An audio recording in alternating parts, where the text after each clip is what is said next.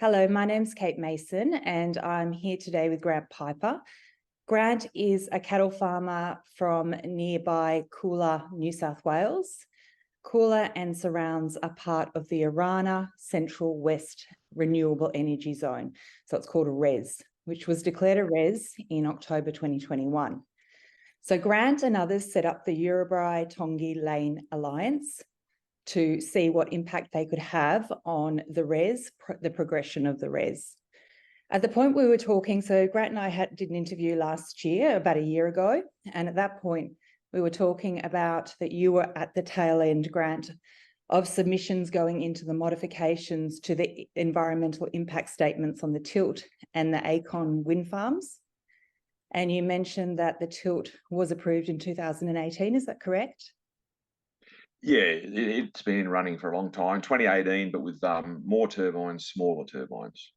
And then you were responding to the modifications to those two wind farms that were being put through and asked for community submissions at that point a year ago.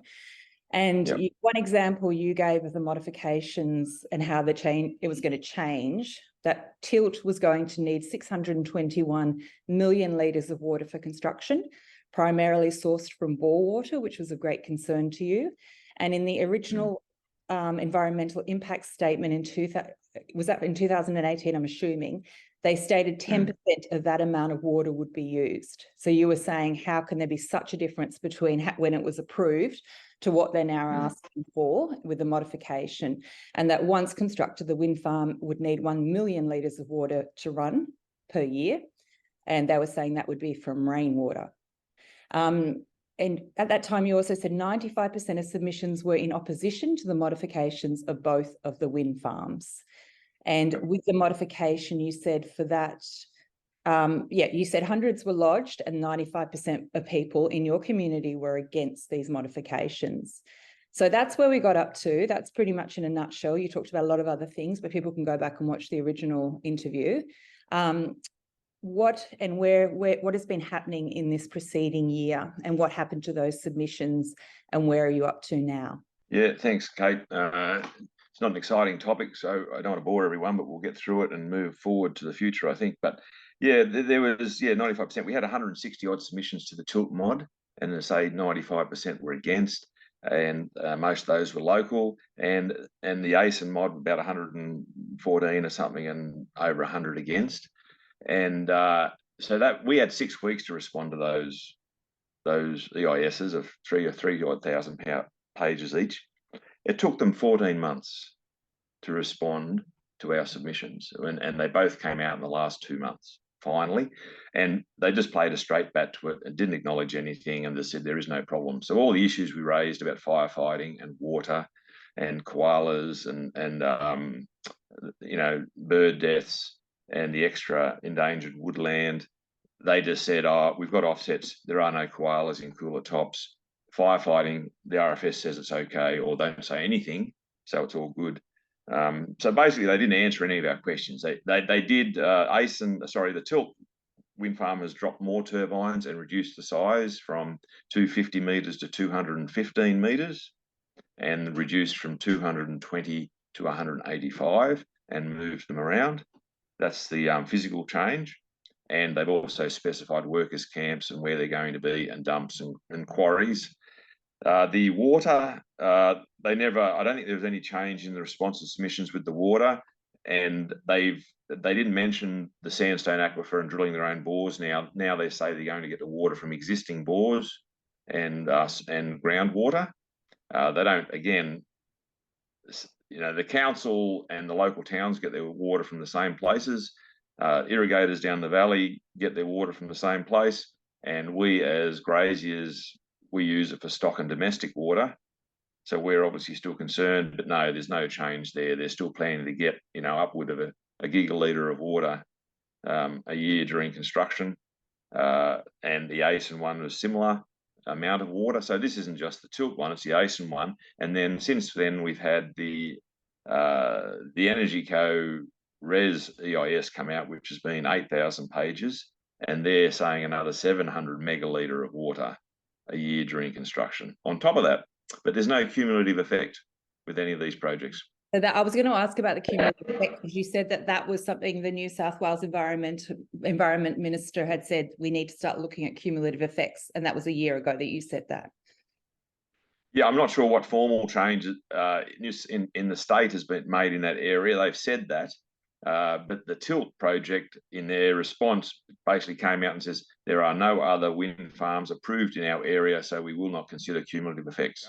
If we look west, we see the ACEN wind project, 3.5 kilometres away to the nearest turbine, and they look at our 60-degree arc and go, how does that affect your visual amenity? But then if we look north, 8 kilometres away, we've got the Tilt project, and look at a 60-degree arc and they go, how does it affect your visual amenity? Oh, it's more than 4.25 kilometres away. It has no effect. But there's a lot of people that are closer to the projects than us, but they only look at each one. They go, we look at ACEN, 60-degree arc, oh, that's all good. And then on the other side of the house, they've got the other project. And then they look at it and go, oh, no, it's all good. So that's the practical, individual level of what cumulative impact means. Or the wind blows from a certain direction and you're getting infrasound from the turbines to the west of you, and then the wind changes to the north, and finally you get rid of the infrasound from the west and you've got the infrasound coming from the north. So they're the practical aspects of it. But I don't know whether there's been much progress with that. Even the Federal Minister Plibersek has said cumulative impacts have to be considered, but legislating it and forcing them to do it doesn't seem to be happening, though we have talked to the Department of Planning quite a bit and they're aware of it. But again, what tools they have in the legislative toolbox to enforce that, I can't say right now. So in the original interview a year ago, you said they have to respond to every single concern that's raised. Well, they've responded, but not satisfactorily now. I mean, they've just basically, the stuff that's critical that we think should be a showstopper, they say our data is better than your data and it's all good. And that's basically what they come back with. There are no koalas. National Park says there's koalas, and amateur researchers have said there's koalas. The kids go up there on koala tours from school, and they just come back and go, oh, no, we didn't identify any koalas when we did our environmental study. Full stop. So the local children go to look at koalas through their schooling, through their school excursions, and yet there's supposedly no koalas there, according to the government. Well, once again, they just say something that's 100% opposed to reality. And that seems to be the method used more and more in more and more areas. You just outright, I guess it used to be called lying, but anyway. And what about social license? Because they're meant to show social license, which is to show the communities on board with these renewable energy projects. Where is that? I don't think they've made much progress. I don't know how many more boxes they think they've ticked, but there's been no progress there, no. They have done more engagement sessions, or they've had pop-up, desks outside the supermarket in the towns around here, but they're just staffed by they're not staffed by knowledgeable people. They're just people minding the desk, and they hand out brochures, but they can't answer a question, and they won't answer questions. We haven't had any more formal meetings with Energy Co hierarchy since January of this year. That was the last time they came to town, and we agreed to disagree and had a bit of a shouting match. And since then, they haven't been back. There has been coordinated meetings the nearby town Dunedoo organised through New South Wales farmers, and the Energy Co reps have turned up to that. I haven't attended those in the last 12 months, but yes, they've asked questions and had discussions. But on the ground, because now the projects are moving. We might move on to the whole res thing. The people out Dunedoo way and further west to Geelong, where they've got the substations and the power lines coming in, and there's solar projects out there. Now the community out there is finally getting activated and realise what's coming. We could have told them 2 or 3 years ago, but now they're active and they're being concerned, but it's almost too late. But so that's Energy Co sort of moved their emphasis out there now, less so in this district, I suppose. I mean, the res is 200 by 200 kilometres roughly, so it's a big area. And there's also, I'll show you a picture later on, the power lines. The people are getting upset further west and around now because the power lines are acquiring the easements. Energy Co is trying to acquire the easements. We all got our compulsory acquisition on notice of 21 days to compulsory acquisition last week. So the clock's ticking on that. And so that's starting. We had a landowner meeting yesterday and people are quite upset about that, or, you know, it's procedurally unfair. The EIS came out 2 months ago for the res. They're acquiring land, even though the EIS isn't approved, that is, the project isn't approved. But their Energy Co is charging ahead and using compulsory acquisition to get the easements. 8 days initially to go through 8,000 pages, and then we all wrote to local members and everybody we could think of, and we got a 2-week extension, and so it closed last Wednesday. Last Wednesday it closed. So how can they be giving you compulsory acquisition notices when they've just closed the community submissions for this transmission lines? Well, I don't know. How do they do it? But they do it. I mean, I don't know what legal basis they have to do that, but everyone we talk to says, well, that doesn't sound right. And you talk to members of parliament and MLC, and they say the same thing. Some of them, I must give hat, to, Wes Fangs our question last week in parliament. Ross Cadell asked questions, I think, and Kate Fairman's been very active in this space. Absolute silence from the Nationals, Liberals, and the major parties, as usual. And they all say, how can they be acquiring land when the project isn't even approved yet? The EIS has not been approved. That's got to be signed off by the Minister for Planning, Scully. Doesn't go through Independent Planning Commission or anything like that. I think it just goes through the department to analyse the submissions. They will make a recommendation or a brief to the Minister, and then the Minister will sign it off.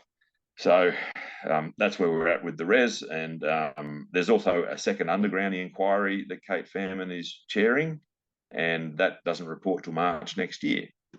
So they're charging ahead, be damned, with the acquisition. So we're also juggling that ball along with a lot of other landowners at the moment. And being the lead res, we're the crash test dummy here. I mean, if we can defeat it, pause it, hold it up, that will help the other reses as well. New England's a couple of years behind us, Riverina, and then you've got the offshore reses, of course, at Illawarra and Port Stephens, Central Coast, that you're probably pretty aware of. Has got a bit of media in the last 2 months. Sorry, can you explain the compulsory acquisition and how it works, and how much of your land they're wanting to take? We only have a minor effect on our land or one of our blocks. It goes over the back corner, and this is one of the 330 trunk lines that runs out of one area of the Tilt project and connects it, curves around our property, and then goes to the substation to connect to the 500 kilovolt. So for us, it's only 5 or 6 hectares. For many others, they've got dual 500 kilovolt lines, a 250 metre wide easement going straight across their 700 acre property, for example, or going over the domestic area within 80 metres of the house that was built 4 years ago. And so we've got a minor impact there. So we're just one of many. So we got our opening letters back in May, and that was opened a 6-month negotiation period where you're meant to agree to signing the easement paperwork. So Energy Co gets a valuation done on your property and how it's going to affect your property. We get a valuation done on our property and how it's going to affect our property. They discuss it and reach an agreement on what the just terms compensation is based on the Just Terms Compensation Act of 1991. And then if that's in agreement, we sign the paperwork to allow them to get the easement, to get access to do the construction for 4 odd years. And then after that, they'll have a permanent easement and a permanent lien over your whatever portion of land that is on the title. If you don't reach negotiated agreement in that 6-month period, you go to the compulsory acquisition, and they issue with a PAN, a property acquisition notice, I think it is, and that then goes to another 6-month period. But at that point, it's taken out. Well, there is, if you're on the brink of agreement, of negotiation, of an agreed agreement, I guess you could call it, you may get a 90-day extension to close that off. But they start the compulsory acquisition process in parallel, and that goes to the Attorney General. They then engage another valuer. They then talk to your valuer again. They tell you what your compensation is going to be. The acquisition is gazetted, and they take your land, whether you agree or not. So are you at the stage now where there's nothing more that can be done, or you can still push back at this point?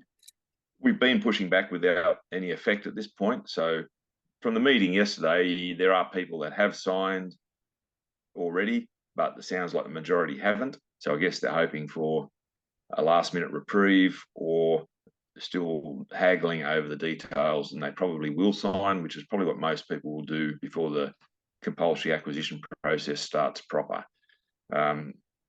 That's my feeling, and we are probably in that position at the moment as well, but we haven't had the discussion or the negotiation yet. We've got our evaluation report back, and we have to send that to EnergyCo next week, and then that process of negotiation will start.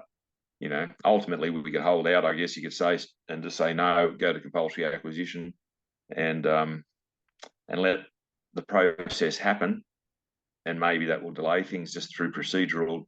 You know, the pros that they seem like they don't want to do compulsory acquisition. So why that is, I'm not really sure. Whether it's just because it's an administrative pain in the ass and it just takes time, I'm not sure. But the thing is, it's like this mandatory stuff, like, oh, you negotiated, you voluntarily agreed to this deal, so you can't complain now. You agreed to it voluntarily, even though this big stick of compulsory acquisition is over your head, and you are then considered a host by EnergyCo. So that property that's affected has a 600-bed workers camp planned across the road from it, but where there's no consideration given to us for having that camp opposite my son's house. And if we sign, we're considered hosts. We're not a neighbour. As an unaffected neighbour, we could get a neighbour payment or some sort of offset against the impact of the workers camp. But as a host, because we willingly signed an agreement and we took money, we waive all rights to claiming anything against the workers camp, for example, or other impacts. We're treated as a host. So the workers camp will be on your property under this easement that they're going to take? No, they bought a small property that came up for sale across the road, and it's been in the EIS. It's slated for a 600-bed fly-in, fly-out, drive-in, drive-out workers camp operating 24/7 during construction. Is there anything about this compulsory acquisition and this, where the transmission lines are, where this can sort of, you know, start with what they've got and then start to grow out more and more? And because you're a host now, and it's not your land, even though it's going right through someone's property, so somebody else is going right through their property. Is there more to this than just transmission lines and then that's it? For sure. Well, EnergyCo put in an application a couple of months ago at the same time, pretty much to expand the res from, it was proclaimed at 3 gigawatt initially, and to go to 4.5 and then 6 gigawatt dispatchable power. And then we've seen further documents now on the New South Wales website. I can't remember, one of the members found it in the planning area, were saying they want to go to 8 gigawatt dispatchable and 20 gigawatt installed. Now, 20 gigawatt is 3 or 4 Ararings. It's massive. I mean, we've got 47 projects already. You're looking at 25 square kilometres for 850 megawatt of solar, and they want to go to 20 gigawatt installed. So this is, I think I said it back then, this is just a thin edge of the wedge. Once the power lines are in, it will just grow, and in a few 5, 10, 15 years time, we will be this, and the EIS says that. It says that the landscape will change from rural to predominantly industrial in nature, and they, you know, puff their chest out and go, oh, we're a modern day power station. Yes, there's another 500 kilovolt line to the northwest from the Elong substation, going past Mandurah and up to Turawina. It's just sketched out at this stage, so that area will all be opened up for development as well. So that's why we've got to fight the whole thing. It's not a case of just saying, just move it left or right, or just get rid of 5 turbines. No. And that's what some of the people don't understand with all the different action groups around the country, is their first response is always, oh, it's all, we're not against renewables, just not here. But all you do is push it onto your neighbour or the next village or town. And once it starts, it's just going to grow unless we stop the whole thing. You did show a map last time of the Australian Energy Market Operator Plan, and it was 2041 to 2050 or something, just 2049 to 2050, and how much is forecast to be wind turbines and solar farms. So I'll put that, I'll overlay this now, that map onto this, but it's huge. It's, you know, all the way through Armidale, all the way through the Dubbo area. Looks like the whole area is just going to be completely consumed with, you know, with the turbines and the renewable energy.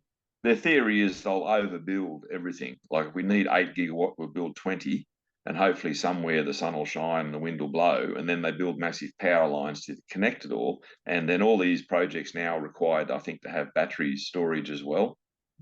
So then they're going to plonk batteries down everywhere to supply, you know, 2 or 3 hours of power, because again, the capacity of batteries to supply any power for a 3-day wind drought is at the moment impossible, and the environmental cost of manufacturing those batteries is added to the environmental cost of manufacturing the solar panels and the wind turbines. And when you look at that whole supply chain and the embedded energy that's mostly all done using oil, coal, gas, or maybe a little bit of nuclear, it's self-defeating, it's counterproductive. And then the life cycle is only, for a battery, you might get 5 or 10 years, for turbines 20, solar panels maybe 20. And so you've got to keep replacing them. So not only do you have that upfront environmental cost, it becomes a continuous process of repair and replacement every time. So in a way, it's just going to bring fossil fuel consumption forward and increase consumption now to build stuff that will need replacing in 5, 10, 15, 20 years as well. So the total environmental cost is counterproductive. It's counterproductive to the stated aim. Can you just mention, in the last interview, you mentioned a rough amount for each of the subsidies for the wind, you know, each wind turbine, I don't know how much it would be with solar. Well, we've got, you've probably seen Alex Nichol, the lady, she was a staffer in Canberra. I think she worked in Abbott's era and through to 2017, and she was active in this area, and we're in touch with her. She's on the national committee. I mean, since we last spoke, we've set up a Central West Arana resist group, and we've also set up a national rational energy network to liaise between all the individual action groups and people across the country that are fighting all this stuff. And Alex is on the national committee on that. And when she left in 2017, she said the effective subsidy for the turbines at that time, which are about 3 megawatt, which is the 165 metre turbines that are out at Wellington, that they were building at that time, was 600,000 to 900,000 per year. And she says with the increase in size, because it's based on the installed capacity, the 6 and 7 megawatt ones they're planning now, she wouldn't be surprised if they cracked $1 million per year in subsidy through the renewable energy certificates effectively. But it's all fairly hard to decipher how that works. Grant, have you been able to get from the government that information? Why is this not easy to find, how much the subsidies are? No one wants to talk about it, but I can't. Some people have an analytical grip on how it works, but the Renewable Energy Electrical Act 2000 is what underwrites all the subsidies or the renewable energy certificates to the wind and solar and the other projects. And the safeguard mechanism, it was called, was brought in. There's been additions to it after that as well, that says all the big emitters have to buy these renewable energy certificates. So if you're a gas lecturer and you're building something, you've got a big mine and you're deemed to be emitting CO2, you have to buy renewable energy certificates to offset your CO2. And those certificates, that creates a market for these certificates. And then for every kilowatt of power that's produced by a solar or a wind farm, they get to sell their certificates. And then even the coal-fired plants have to buy certificates as well. So they're producing power, trying to run a business, and they have to buy renewable energy certificates. And for the solar, they're running into a problem, because solar in the middle of the day now, with all the household solar and the installed industrial solar, there's a massive oversupply of solar in the middle of the day when we don't need it. And that's when you hear people, the wholesale price has gone negative. Solar renewables are so cheap, but we can't even consume it in the middle of the day. And at that point, the price for power turns negative. And so the coal and gas generators, the base load that we need to stabilise the grid, or when the wind stops or we have a cloudy day, they've got to keep operating because they can't turn a coal plant on and off. So they keep operating and they're burning coal. I think Mount Piper or Aurora, I can't remember, burns 14,500 tonne of coal a day. So they're burning fuel. They can't export power, and they're having to buy renewable energy certificates, and it just destroys their business plan and the economies of scale of their operation. And so that's what they're saying with the renewables and solar. They start to cannibalize the base load once they get past about 25% penetration to the market. And that's all around the world. And France is sort of, if you look at them as a case study, they're probably one of the better. They manage this better than most, because at the moment they're about 75, 76% nuclear, and then they've got renewables about 25% level. And you don't want to go past that. And we're already there. And we're still steaming ahead with the renewables mantra.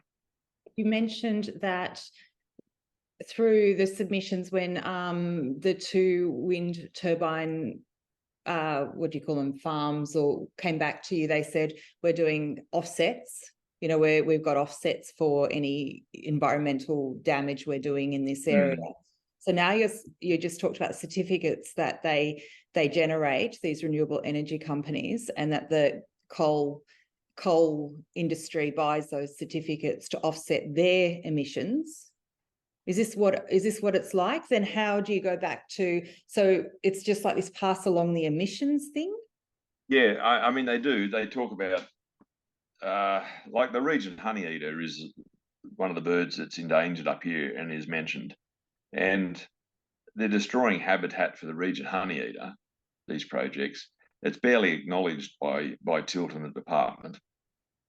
But then at the same time these projects are being pushed through, we're getting letters from local land services and I can't remember what it is, the biosecurity, BCS, that's one of the departments that looks after biodiversity and all this sort of stuff, saying, oh, we want farmers to get on board to protect the Regent honeyeater and protect habitat for the Regent honeyeater. So they're telling us that we're going to have to pick up the slack and look after the Regent honeyeater. At the same time, they're approving knocking over another 400 or 500 hectares of Regent honeyeater habitat within the wind project areas. So yes, it is a bit like the renewable energy certificate. Tell me about this group that you said. Is it called the National Rational Energy Group? Yeah, it gets better. It gets easier with practice. The National Rational Energy Network. But that explains what we're sort of trying to do. We want a rational energy network that works, not an ISP, the AMO, Integrated Strategic Plan, which is just out with the fairies. You know, it's impossible to build financially, economically and technically, because we don't have the resources, the minerals. And then at the end of the day, it won't work. We're still going to have base load power to stabilise the grid and to prop it up when the sun sets or the wind doesn't blow. So we want a rational plan. So the national group is trying to liaise with all the local groups, give them support, let them know they're not alone. Because when this stuff first comes to your district, you think you're being smashed and you're the only one. So we want to give them that moral support that you're not alone. Other people have been through it. This is what we've done. Try this, and hopefully, slow everything down. Stop it if you can. The second thing is, we're saying, lock the gate. That's one of the strategies, and that seems to work. Get the locals to lock the gates, negotiate as a group, negotiate through your executive or through a facilitator or a solicitor, not one-on-one, and work as a group collectively. Don't get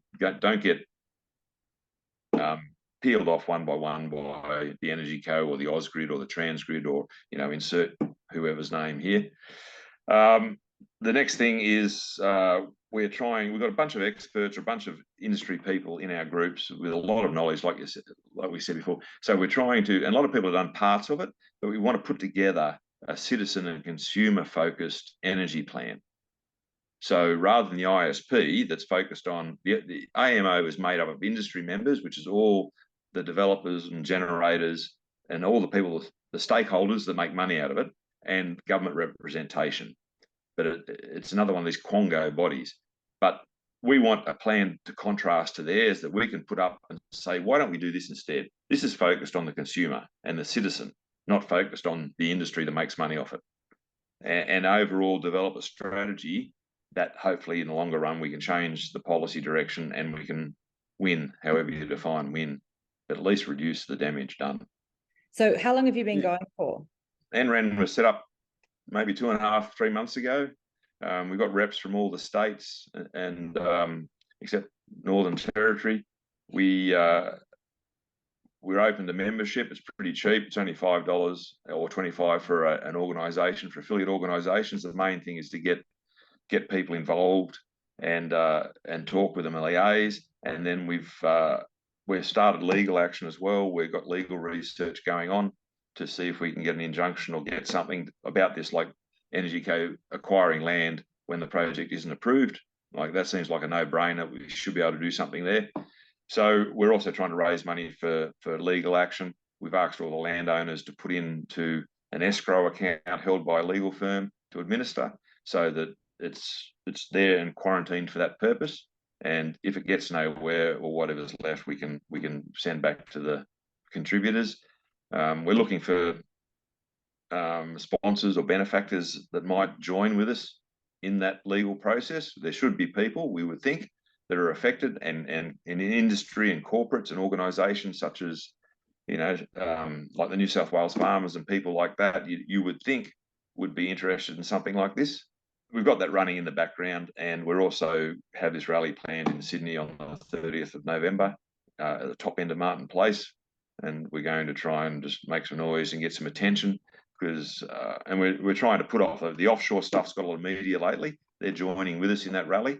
The idea is, I hope anyway, to put some pressure on the parliamentarians and not to sign off this EIS hastily, and hopefully push a pause on that. We don't know when the minister will get the paperwork. We don't know when he intends to sign it, but I'd hate it to be rushed through before Christmas and then get forgotten in the new year, and we're 3 months down the road of compulsory acquisition. We've got Eleanor Parry playing, the lady from down Victoria that did the Big Yellow Taxi cover about the power lines. If you're familiar with that, I can provide the link. She's playing. We have Ian Plimer flying over from Adelaide to talk as well. And then we've got community speakers, some of the politicians that have been supportive. We've got them coming to talk, but primarily it's to give a voice to the community speakers.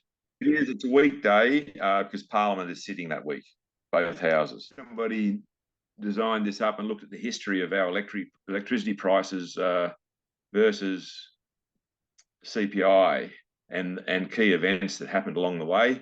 If you can see my little hand down there, that's 91. National grid construction. Here, national electricity market established in 1998.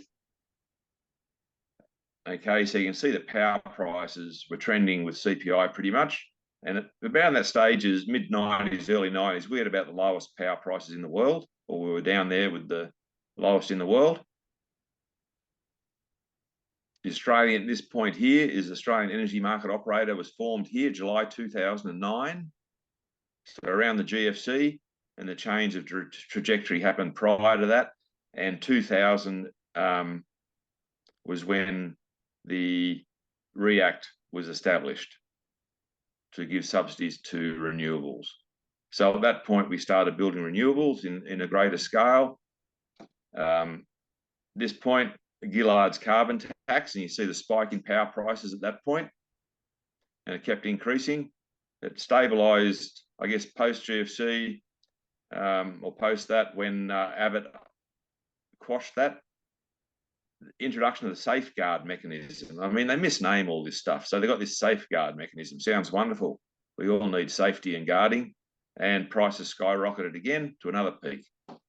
And then it sort of held stable, I guess, but way above CPI. It's made a huge jump, and the Ukraine war starts, it peaks up as well. Let's see if we can. Yep, and it's peaking up again, obviously, now at the same time, and it's still heading north. So that chart is terrible, but that just shows the step changes that have occurred with policy as we've gone along. And you can read the bubble and see. So that's an informative chart showing that renewables, one of them, aren't cheap, and we can argue about whether, well, they can't be reliable by definition because they depend upon the sun and the wind. But, you know, they're not cheap. Nowhere have renewables provided a decrease in price. This is a bit of a step change here. This is the gas pipeline network in Australia, which is also worth looking at because the two aren't separate, electricity and gas, and they're going to become more intertwined in the next decade because with the closure of the coal and the renewables aren't doing the job, there's an awareness coming that we're running up a blind alley, that we're going to have an energy shortfall. And we've already got gas generators, gas turbine generators around the country that are fired up when shortfalls occur in South Australia in particular, though there's one at Quinty and there are others in New South Wales. And they consume gas. So they're going to be put down wherever there's a gas supply. And the point is that they can fire up a gas turbine generator quickly to fill gaps in supply that are caused by the wind and solar variations. So be ready for more gas turbine generators starting up. And the whole move against putting gas onto new house builds in Victoria and the ACT and possibly elsewhere, I see as being, they're preempting, they're trying to quarantine that gas to have it available for gas turbine generators because we're going to need to plonk these things down, plug them into the grid to keep the lights on. And there's even piston engines like diesel generators out there, big ones, that they're running now. They can tweak them to run on gas, but there's still diesel generators and all those backup generators around the country that are in hospitals and industry.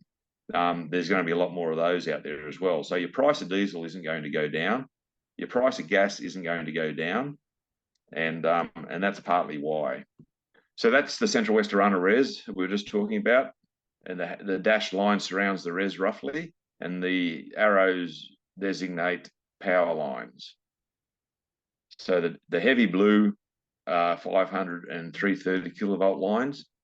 The red is where they're going to build a 500 kV line to the northwest to open up the Gilgandra-Turrawina area for more solar and wind.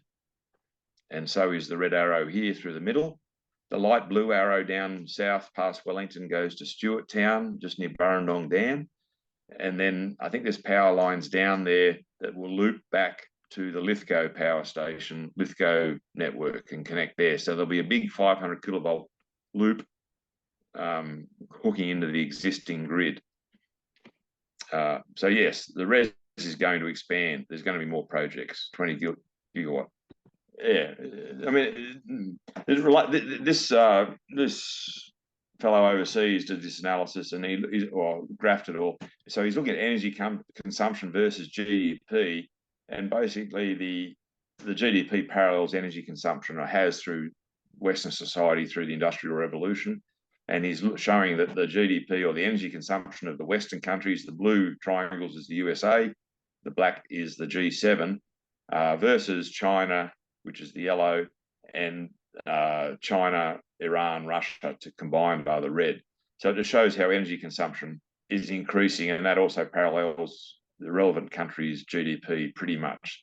And that's followed all through the Industrial Revolution. Here's energy sources, and this is 2016 or 2020, you must have updated it. But, you know, despite the millions, billions that have been spent on renewables, it's really made very little penetration to supplying real power in most countries. You've still got oil supplying, you know, 50%, 31% in 2020, coal 27%, gas 25%, nuclear 4.3%. So nuclear has grown quite a bit since 73. Hydroelectric hasn't grown much. Renewables have grown, but it's still only a lower percentage. It still looks like it's overtaken nuclear in installed capacity, but what it actually generates is much less. But fossil fuel still 83% of what we consume and what we use. So this is the the oil consumption versus goods. So the consumption of oil has just increased along with our consumption of goods, and nothing's really changed that trend. We've got some blips with the GFC and other things, but it doesn't change much. And his point comes in this next slide, where he talks about, this is the price of oil consumption on the left, this left chart, through time, and the price, the oil consumption increased post 75 after the oil crisis in 73, 74. So oil consumption still increased. The interest rates increased in the US very high at this point, and industry closed down. And so there was a dip in oil consumption, and then it continued to increase. And this dip up here, the smaller dip, is the GFC 2008-9, and then it continued to increase. And this last data point is 2020, the COVID dip. So that was quite a significant impact on the consumption of oil. But the chart on the right is the price. And you can see how erratic the price of oil is. And the conclusion of that is oil demand is relatively steady, but the price isn't. And he really argues that supply, the economic idea of supply and demand is rubbish. The pricing is determined by a whole lot of other things. It's not supply and demand, which we're always told is how the market is meant to operate. And he argues that that is not the case.